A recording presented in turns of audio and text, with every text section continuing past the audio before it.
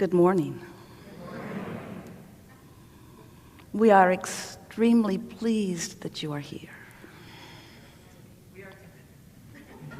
It's good to come together for the purpose of co-creating.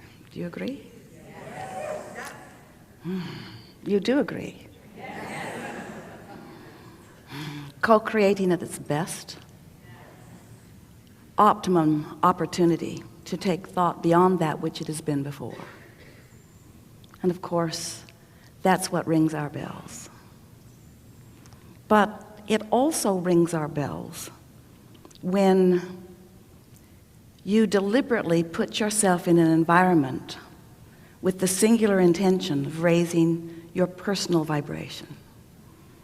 And we cannot think of a better opportunity than these days that we will all have together. As you focus together, thinking about who you are, what you want, giving not too much attention to where you stand in your normal life experience. Out here sort of extracted from your day-to-day normal responses to life. Even though what is always surrounds you, it is our expectation that your practiced skill, ability to get out ahead of manifestation vibrationally is much more probable in the days before you than you've experienced before. And by that we mean, as you are living your normal life experience, standing in your normal environment, interacting with your normal people, in most cases, you just continue practicing a pattern of vibration that you've had established for a while. You know how you feel about this and that and this and that and this and that and this and that. And since this and that and this and that and this and that and this and that and this and that is around you, you sort of practice a cycle of vibration, and then law of attraction responds to that vibration. And your grid, or what we are lovingly calling your point of attraction, doesn't yield to you too much variance from what it has been yielding. So your expectation stays pretty much the same. So things don't change. And then you get all animated about making changes, but instead of doing it vibrationally, which is the only way that has any leverage or power, you effort it, you try it, you work at it, and it doesn't work. And then you question things like your worthiness or your ability or Abraham's intelligence. We're pretty sick and tired of that. You never hurt our feelings, but we do hear you screaming at us.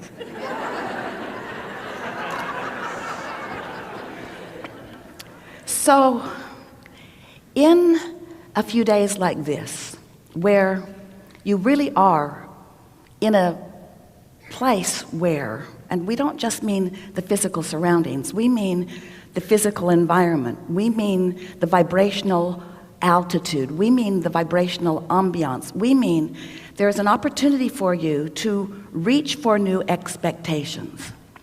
And not just to reach for them, but maybe to find them and hold them, maintain them, practice them, and come to own them. So that by the time these wonderful days that we will spend together have come to a closing, you will be in a practiced new vibrational place. It is our promise to you, our absolute expectation, that without exception, your vibrational grid, your point of attraction, will have shifted enough by the time you leave here that the entire world, including everyone you know, will respond to you differently. It will be obvious to you that you have done some good vibrational work. Meanwhile, it's not going to be work, it's going to be fun, because work never gets anything done. All work does is just move stuff from place to place. All work does is just help other people who are working harder not hate you so openly.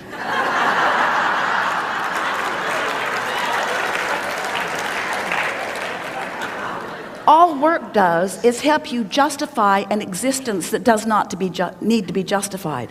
All hard work does is just put you in a place of keeping yourself from, in this moment, experiencing the benefit of your natural worthiness, you see.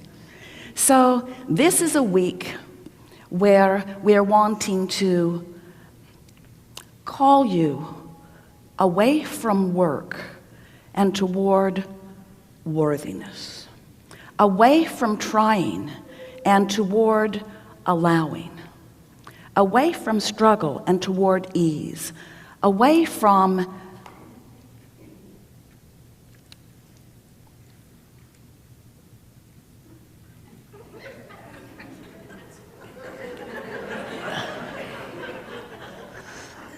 all of that.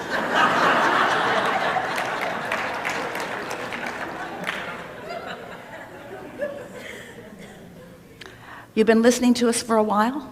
Yes. You know you are the creator of your own reality? Yes. You know that you are a vibrational being? Yes. You know that you have a vibrational currency that you have not begun to spend? Yes. Do you know that you are wealthy in this vibrational currency?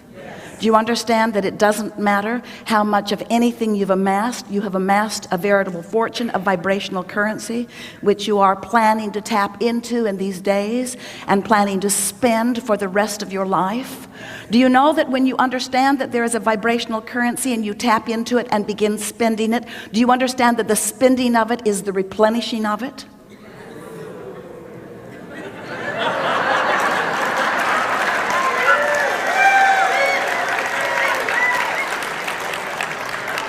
The more you flow out, the more flows in. The more you flow out, the more flows in. The more you flow out. And so it is our expectation that your former shortage consciousness is about to come to a gradual end. Not an abrupt end. That could be painful. A gradual end. So you understand that you have a point of attraction, and that it exists because of the vibration that you are offering, and that the vibration that you are offering is about what you're focused upon and therefore how you're feeling. Well, you know everything we know. Is there a beach somewhere we could go to? Was it good for you?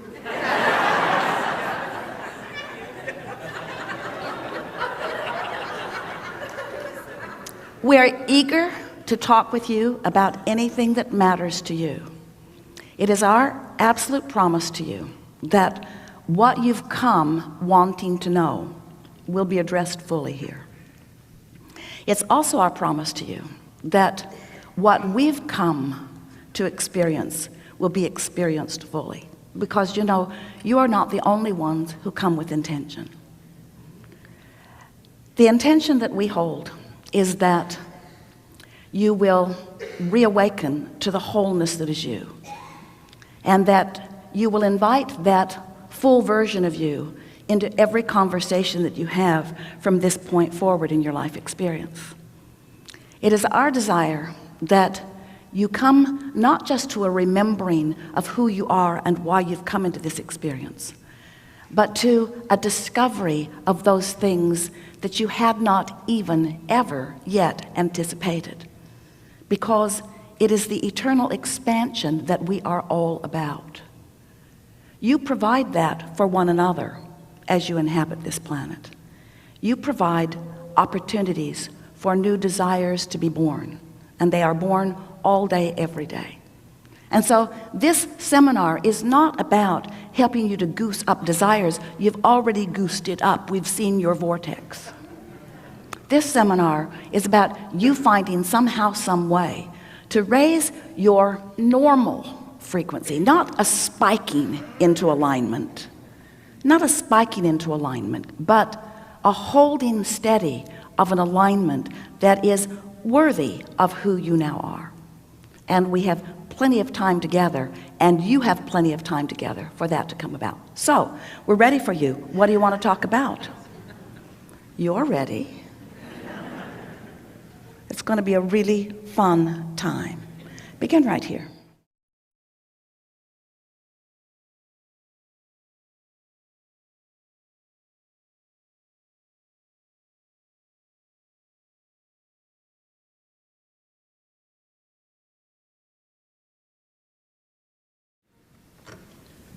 How much do you love your teeth? So much, so much.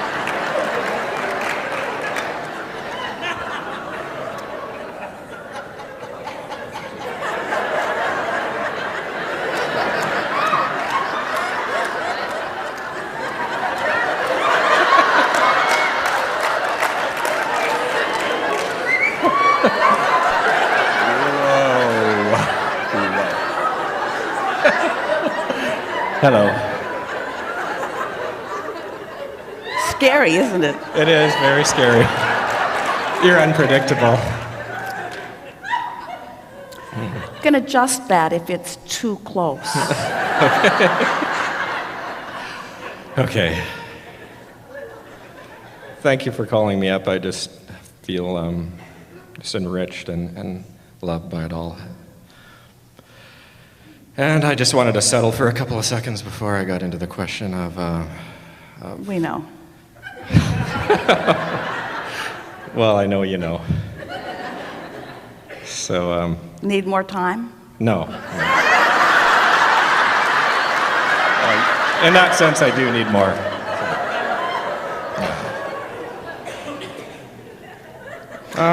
We're just telling you, camera person, this is going to be a nightmare.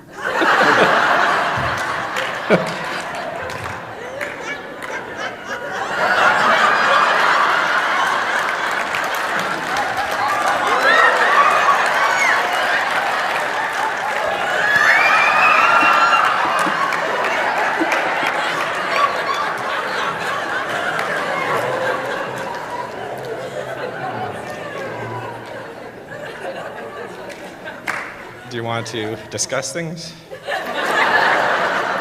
Your time is up. Oh, yes. The issue I have at hand is the idea of subjective reality versus objective reality. Subjective being our internal joy that I think all of us in this room, and you and the camera person and everyone else helping out are feeling. That's the joyous part, that's the co-creative part, that's the love part, that's the happiness part. And then there's more objective reality of things that are a little bit more out there that maybe are a little bit more permanent. Like the entire Earth itself, let's say. like things that more people agree on? That more people agree on, that are more at a level of reality that are more rigid and firm. And So where would facts stand? facts would stand somewhere in between both the person, like all of us, the joyous beings, and our own internal sense of fact, and the facts that are collected by, I guess, all those other people. And I know what you're getting at here. Those other It was a trap. those other It was a trap. those other joyous people. It's a paradox. Yes. And Because most people would say that things that are factual, things that are evident, things that everybody agrees upon are in that objective place. And yet everything is perceptual, so nothing really is... you have to attach yourself to those facts, yes. And how would one do that? How would one... Can you hear clearly? How would one... And you pick through them, and even a scientist picks through them, right?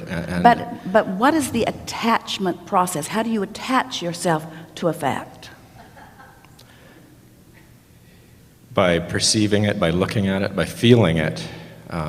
by giving quite a bit of attention to it, by focusing on it enough that it is active chronically in your vibration, so that law of attraction reads your vibration, not because it's a fact, but because you've got a vibration about it, and then feeds you evidence to support your vibration, not to support the fact.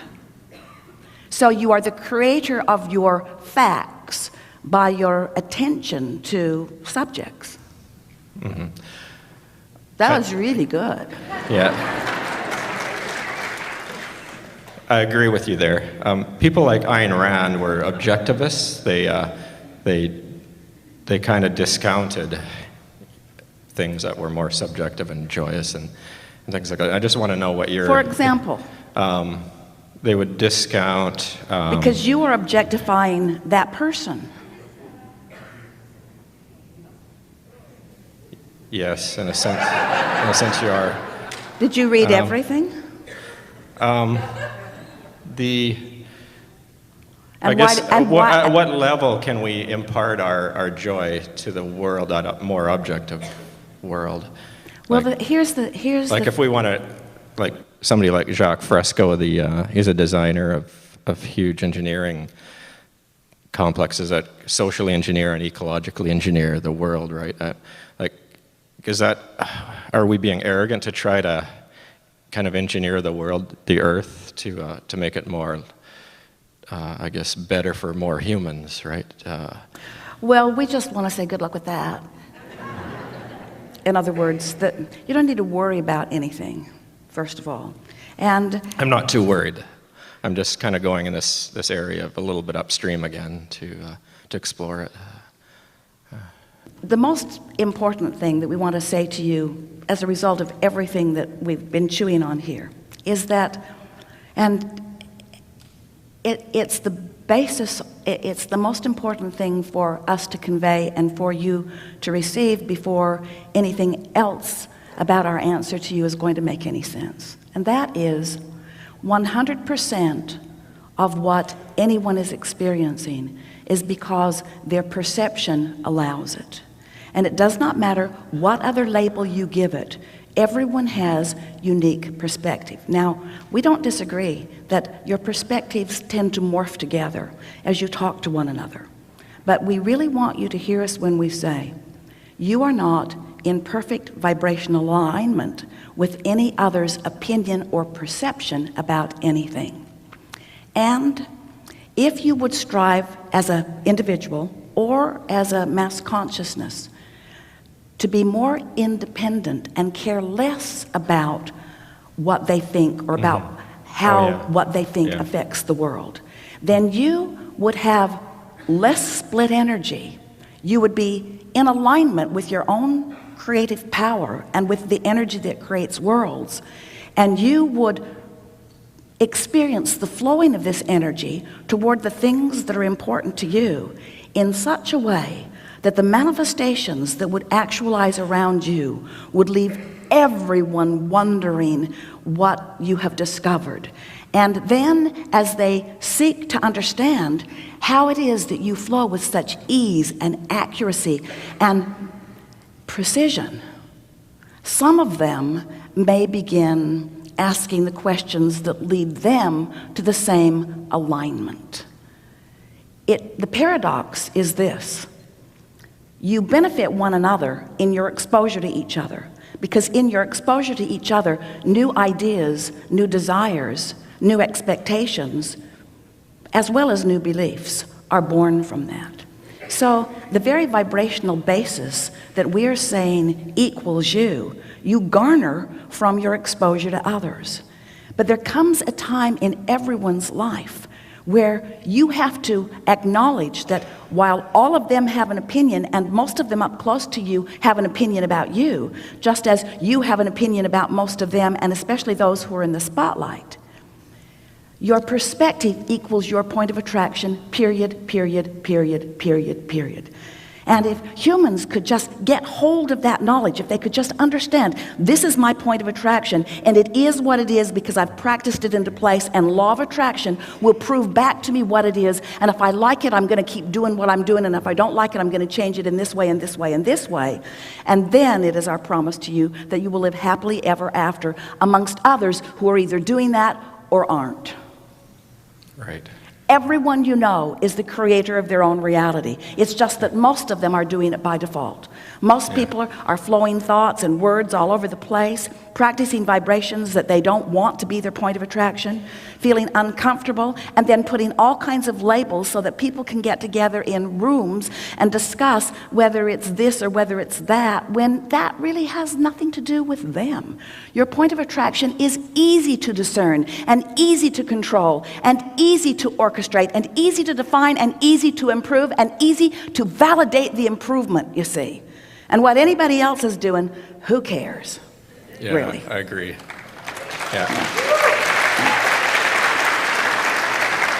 That's very true because you don't really want to control them or alter them anyway. I mean, it's their thing is their thing and your thing is your thing, and it all blends together, and it's great. You only want to control them when you are not using your vibrational currency to your own advantage, when you have developed some pattern of resistance so you're not letting it flow in. And as you're not letting it flow in, now it feels like you need to do something about it, you see. Really good, really good. Well, I have more, but I'm kind of leaning towards, Yeah. lots of people. Yeah.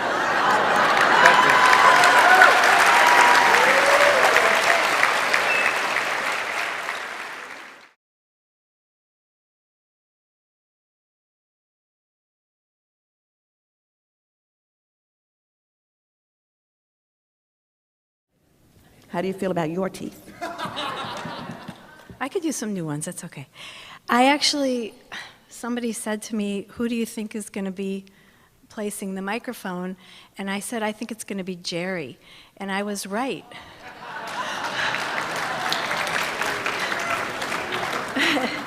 That should scare everyone. Actually, my question kind of ties into the last one, because well, first of all, so many things work for me so well. Sometimes I feel almost a little like when's what? the next shoe gonna, like the shoe gonna drop or something, but mostly I just appreciate it. Everything works out for me. I have this wonderful life in so many ways. Well, you've got a little bug to work out of that, don't you? Because of the worrying about the other shoe gonna drop? There's not a complete acceptance Yeah. of your well-being. Or of my being worthy of having it be so good. But I had this... So when the other shoe drops, you know the analogy she's using? When the other shoe drops, really use your reasoning. No one understands us better than you do. Use your reasoning that's based in what you now know, and talk about when something happens that previously you or someone might have said, well, I was waiting for that shoe to drop. What really happened? Yeah. What really happened? A lesson or a wake-up? Or a lesson's more like the shoe dropping. Okay. What really happened? Law of attraction gave you evidence of a vibration that you want to change. Yeah. So did a shoe drop or did you go to college? Okay. Did you gain insight? Did you gain meaning? Did something really serve you? Did you gain clarity? Did your world just gain more breadth? Did you just become more? Did you just have an expanding moment? Was it a step one moment? Was it the reason that you came? Is everything right on track? So say that every time you have that feeling, and choose for yourself a different vibrational patterning until you've done it enough that you own it, and you never again will think about the other shoe dropping. And if you ever think about it, it will just seem like the stupid thing that it is. Yeah. a misunderstanding. I think I'm almost there, We think so actually. too, but Yeah. you were talking about it, and so we felt Well, it wasn't so- necessary to climb your tree. It wasn't so much that a shoe dropped, but I have this, all of a sudden this question came in, like a big one, and I feel like it encompassed all the main things that all the Abraham teachings have given me, like you can't create in another person's reality. Don't expect someone else to behave in a certain way in order for you to feel good. All of these things about, having to control the environment and especially other people. And my question is really about children, but I think it really can go for any kind of relationship. A few years ago, I asked you about my daughter, and it was like 7 or 8 years ago, and you said something that made a complete turnaround in my life. You said, do you think her guidance is broken? And in that second, it was like, oh, of course her guidance isn't broken. She's got guidance. I'm off the hook. I have my guidance. She has However, it changed my life. However, as a parent, I expect her to put her guidance on hold and use my guidance. Well, here's the question. My guidance is more practiced and probably righter than her guidance. So she should just wait and use her guidance when I'm dead.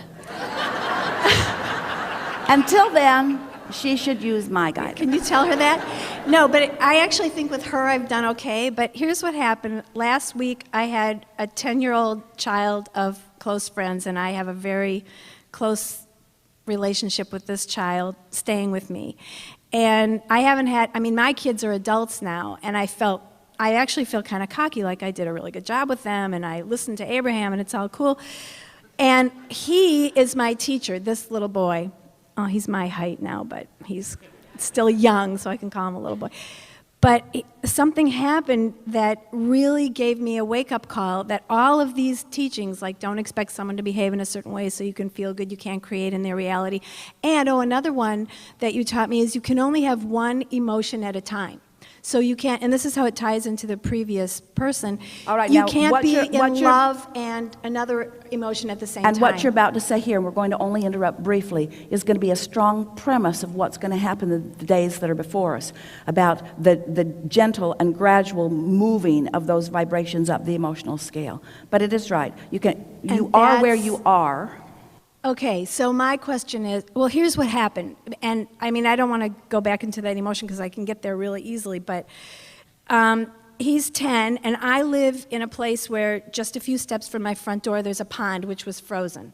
But it was April 1st, and we'd had a few warm days, and I didn't really know the condition of the ice.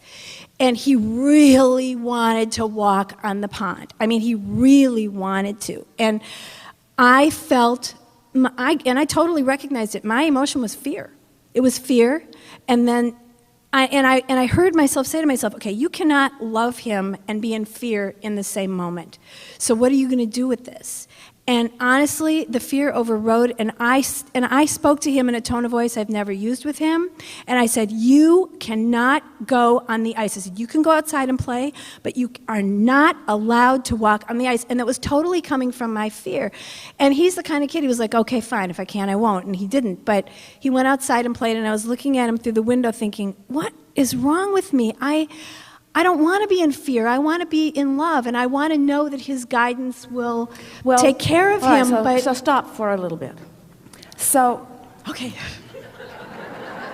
Everyone relates. It's a very good presentation and a very good question.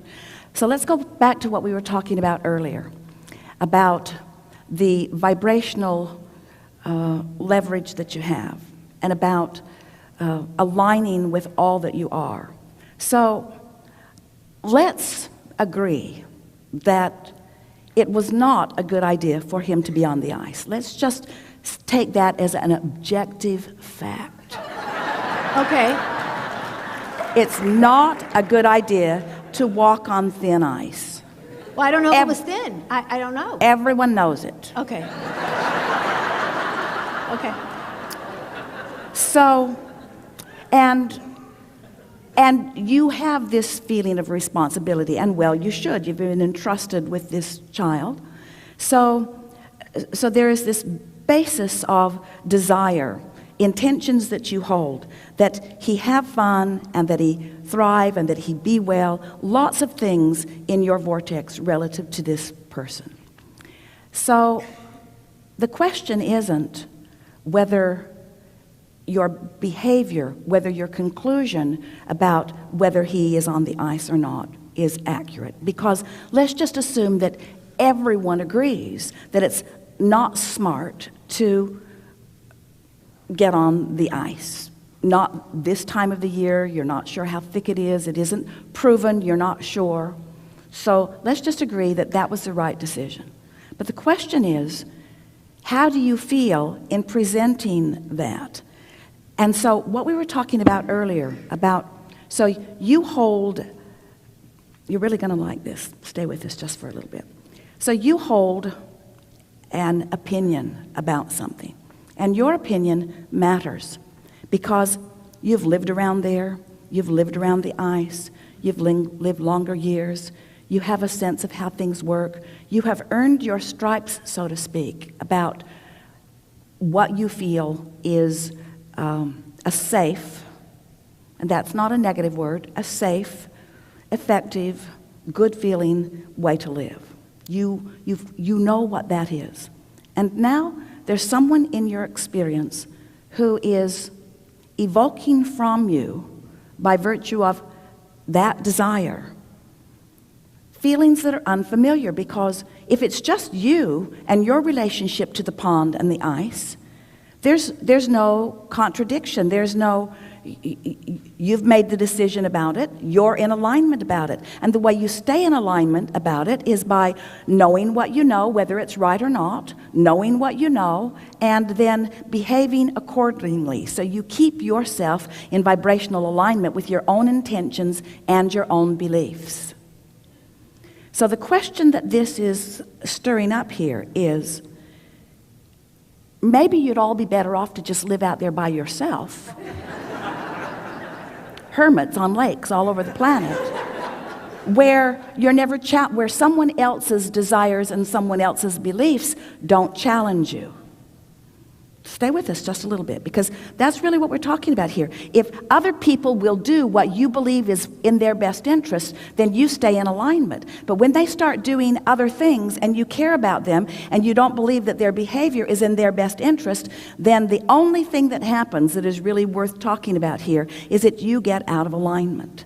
So the question isn't, should this person get on the ice or not? The question is, how do you stay in alignment? How do you stay in alignment when you are around others? Now, when you stay in alignment, you are more influential than millions who are not.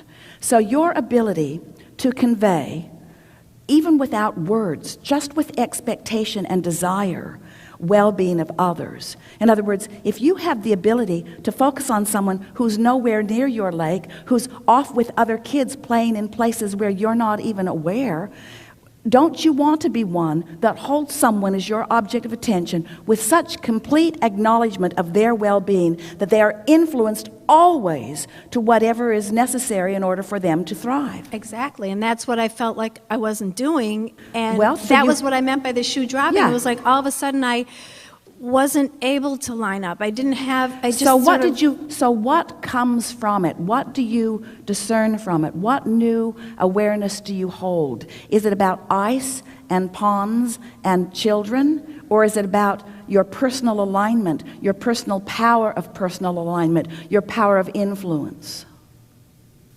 I'm in a question. I want to know, like, well, our how question much was was my leading. It was a leading guidance? question, so follow it. Okay. So So whenever you're interacting with anyone, in other words, because we've already acknowledged, for the most part, even though it's a hard habit to give up, that physical control, banging things into place, making demands, in other words, you were in a vortex position, and you described it as one of fear. And of course, the words that were inspired to you from that position were words that you never ever wanted to utter to this person. But the thing that's deeper in this, that we want to get out into the light where everyone can feel it in a very strong way, The other day, Esther was writing with Jerry. She writes with him nearly every day, most days. And usually it's about something that she believes he knows about, things that she knew he was aware of, and things that she now believes that he is aware of from a broader, clearer, purer, more positive perspective. So she's talking to him often about things that are happening around her. And he said to her so clearly, she's typing as she receives him. It's a very strong flow. He said to her, Esther, your opinion, and then he said, I would rather use the word perspective than opinion, but I mean pretty much the same thing with them. Your opinion, perspective about everything that relates to you, your pond, your ice, your care of this child. Everything that relates to you, your opinion trumps everything else. Trumps everything else.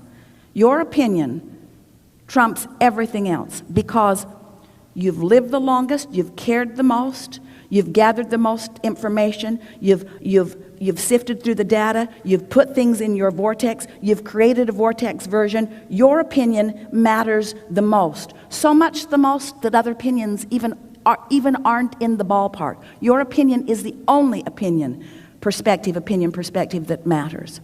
So Esther just kind of settled into that. She could feel the power with which he was saying it.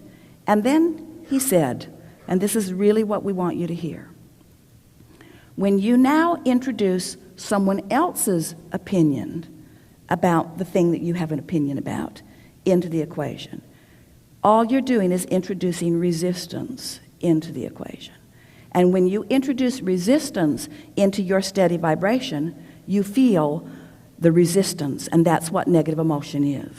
Well, then we were both in resistance, because if what you just said is true, then for Jeremy, his opinion was all that mattered. So what do you care? So we're both. So what do you care? care? Well, so my question is, would his guidance have kept him safe? I mean, that's what I That's really not wanted any to of your business.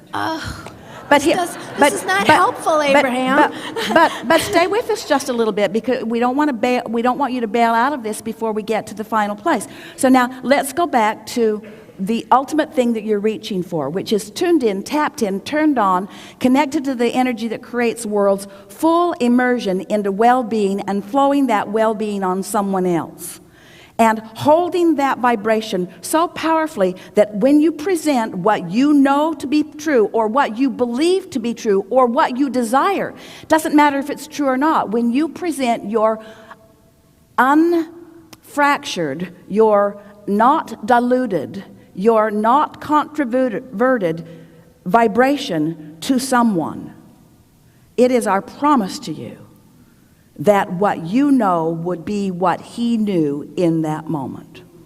And he would present to anyone who asked after the fact, I knew I shouldn't be on the ice. I just knew. I knew I shouldn't be on the ice. It was too soon to be on the ice. I wanted to, a part of me wanted to, but I knew. In other words, by you maintaining your alignment, you have, and only when you maintain your alignment do you have any hope or prayer or chance of inspiring someone else to theirs. But what most parents do, instead of taking the time as you are, bless your heart, to find this powerful alignment, instead you just know what you know, and you just strong arm your way, and you just say, no, these are the rules, no, you don't do that, you don't do that, you don't do that. You're not in alignment, so you're not conveying any alignment. They don't receive any benefit of alignment, so they're not in alignment, and then they defiantly go show you, and that's when they fall through the ice. And I realize that. So it's well, not... now let's just stand here for a moment and feel the power of that understanding. You are the creator of your own experience, but Jeremy was in your experience, and his well-being was part of your experience. And you were letting his opinion, and it doesn't matter. You were letting his opinion upset your apple cart. Because and how did you know that you weren't in your power? You were angry. I was in fear. I wasn't angry. I was afraid. Worse. Yeah, I know. And so because I was looking at it as like not a conflict, but it was my guidance. But now and how? his guidance. But never it's mind. Not a matter Never of mind. guidance. We went past that. Don't repeat it. Okay. Now where are you? Well, I'm not sure, because really, I think that if I went into the fear again, because I was there. So I knew, are you saying that this one conversation isn't enough for you to come into a situation like that and not repeat it? So I don't know. But I mean, I know intellectually, but I'm not sure. well, let's just talk about it. You do know that you're not there yet, but you do know that you felt some movement just now, and you all did, didn't you? And you know that you want to hold someone as your object of attention, and that you want your well-being about them to count for something in their experience. So what you want to say to everyone is, I really don't want your behavior to shake me from my faith in your well-being. But what you really want to say beyond that is, I don't need your behavior to be a certain way. I am unshakable in my faith of your well-being, because I practice it when you're not on the ice. I practice it when you're nowhere in my sight. I practice it not just about you, beloved. I practice it about you and you and you. I practice it about people in other nations. I practice it about people of other political parties. I practice it all the time because I want to be in alignment, and I want to flood, as our friend said, love everywhere I look. Love, not fear, love. Not so fear, how do you love. get into alignment in that moment? I mean, I went to fear like in an instant. Can't do it in that moment. I because get that it's my thoughts, my stop. thinking. There's momentum. There's momentum. There's momentum. You're not going to do it. We are wanting to shift momentum here, and we don't expect to shift it for you or anyone else all at once. Momentum doesn't stop and start instantly. It's something that you practice into being, and that's a big thing. In other words, when there are big stakes, Esther was watching one of her grandchildren one day, and she said, I need to know the rules with this one because I haven't spent time alone with this one. I don't really know what his behavior might be, and I don't know what limits you want to place. And his brilliant mother says, if it's not life-threatening, let him do it. Mm-hmm. And Esther thought, cool. Mm-hmm. Yeah. So, but that was life-threatening. Yeah, I thought it was. There were high stakes there, you see. And so when you've heard us say, you, as much as anyone else has heard us say, you've dropped out of an airplane, you have no parachute, you say, what should I do now? And we say, just let the natural forces have their way with you. Hang on, it's going to be over soon. Because it's too late. That momentum is already in motion, and any action that you apply right now is not going to get you the results that you want. So you want to practice it ahead of time. And an opportunity like this gives you the opportunity to do that. In other words, so what are the things that we concluded? Let's just go back to that general place and walk through them again, just to sort of shore up the basis of your understanding. You know that when you are in alignment, that your power of influence is greater. Is that true? Yes. And when someone is your object of attention, or when someone is in your experience, are they part of your creation? In other words, where does co-creation and your creation, isn't everyone and everything that you're thinking about part of your creative process? So you do have the right to hold someone as your object of attention. You have the ability to focus upon them in ways that benefit them or in ways that don't. And so let's just say as a starter that when you're feeling fear or anger or anything that you would deem as negative emotion, and you're holding someone else as your object of attention, you're not helping them. Right, I realize that. So now this is really a wonderful experience, because you were faced with a true dilemma. You're a teacher to the very core of your being. Want, like no one else, to align and flow that well-being to others. And yet you felt that you were faced with the idea of something bad happening to someone you loved. And it takes discipline, friends, to train yourself into expecting only good things to happen. Because objectively speaking, people get run over every day. people drowned in ponds. In other words, you've collected a lot of information about what could happen. The question is, can you hold that kind of information chronically, actively in your vibration and maintain your alignment and therefore your power of influence to uplift humanity? This was a really big conversation, you see.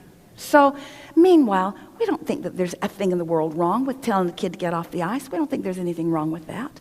In other words, you could have had it all. You could have been in such alignment with well-being that your expectation would have kept him off the ice altogether, or if he had not picked up on, let's say he's out of whack for some reason, so he's not moving in the same vibrational circles that you are, and so he's not in tune with his guidance, and so he's wandering out on the ice, but you're so in tune, you don't freak out about it because you know that he's still on the edge of it, and you know that it's stable enough, and you know that everything will be all right.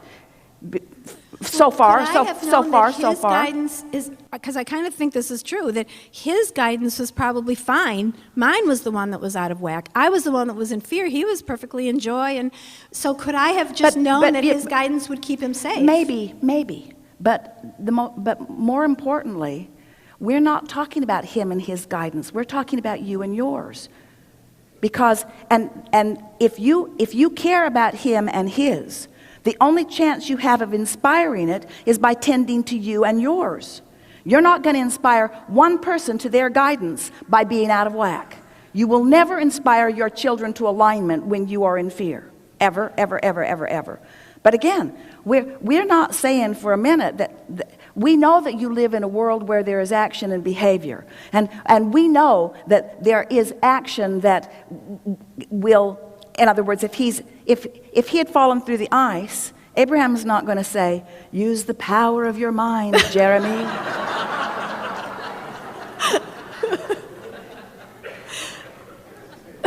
Raise the body temperature.